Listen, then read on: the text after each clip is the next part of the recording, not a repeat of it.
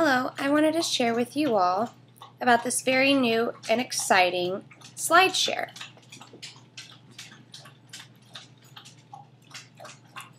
This is a very cool website.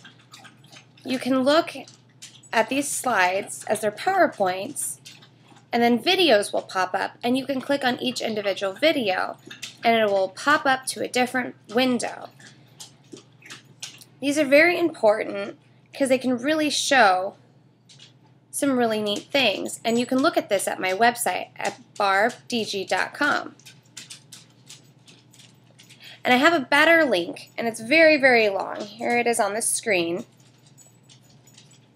And that SlideShare, it'll work if you actually click on that on the video clip. But if you click on my vlog site, it won't work, all right? So enjoy that slideshow, and this is what it looks like at the very beginning of the slide.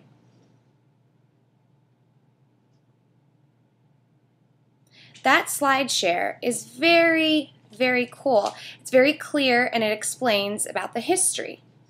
I know 2007 seems old, but many people might be wondering what's involved in it.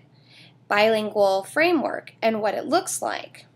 Plus, it also shows what's involved in social language and academic language as well, and it discusses those two things. Studies since have been founded at Gallaudet, and this has started a while back by Stephen Over. It's the STAR program that was founded by him. In CBER, it's the Center of ASL and English Program and Language. And there's resources there at the center, and it shows very important issues about deaf children and the framework involved. And this is what it looks like. This is the chart. Now, when you're looking at that chart, it's cut in half, ASL, and under that is sinusy. For children, it's very important, and it's a great opportunity for receptive and viewing skills through ASL and socially, and through videos as well for the receptive skills, their attentiveness in viewing, socially, and signing and expressing themselves. Now with English, it's very important for their reading skills, their literacy, and writing as well. Or typing, it's a very important skill. Now oracy, for their listening, and it could be appropriate for whoever's benefit, whether you've got a cochlear, a hearing aid, regular hearing, anybody who uses that as a main source of communication with lip reading or anything else. Now remember, it's really developed in L1.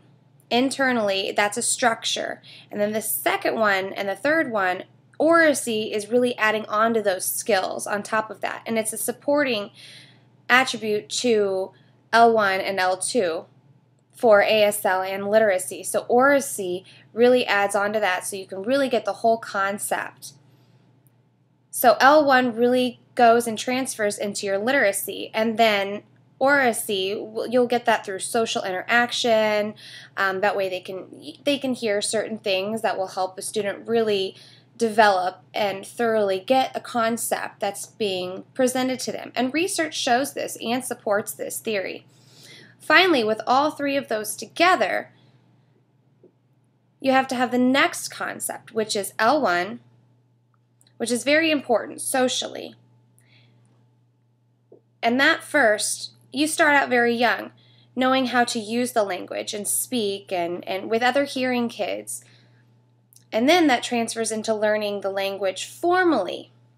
And you're doing that through academics.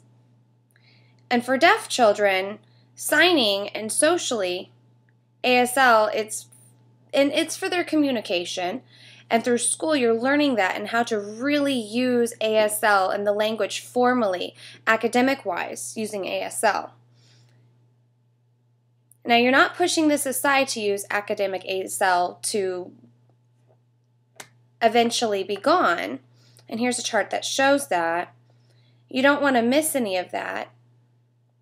But you have these two columns, L1 and L2.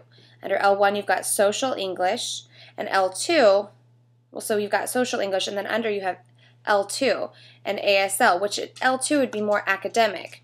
And they all intertwine together.